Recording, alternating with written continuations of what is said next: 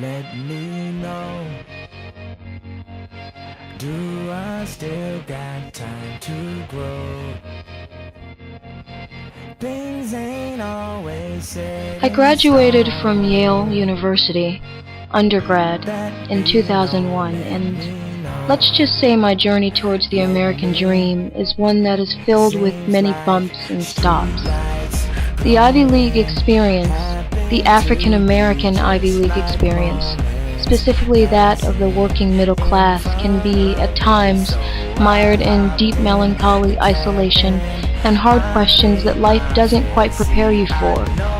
But in the end, these experiences, good, bad, and everything in between, certainly prepared me for life on a fundamental level and equipped me with a certain kind of knowledge about people, about the world, and about myself that one can only acquire outside of the classroom, with that first taste of true independence many miles from my comfort zone.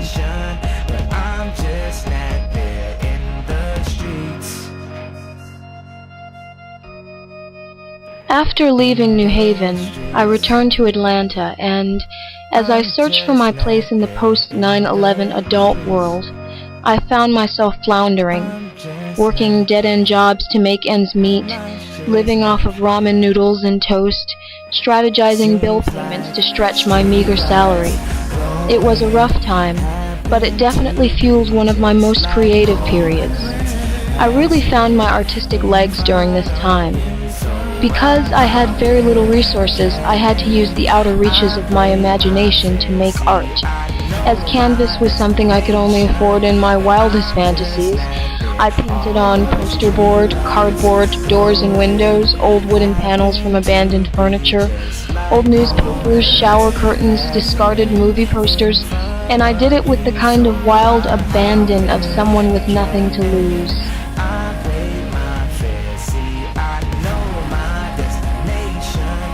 During this period, I strengthened my technique and began to lay the foundation for what would become my aesthetic style. There were many failures and missteps, but I was prolific.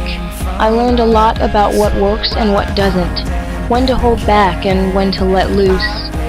This series of work is probably the most tumultuous of all because it is reflective of the turmoil and chaos that was my life at the time, of being completely lost and devoid of hope, of searching for beauty in the midst of the abyss, of a reckless private lament of sadness.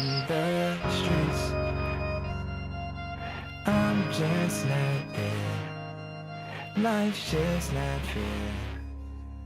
Life's just not fair.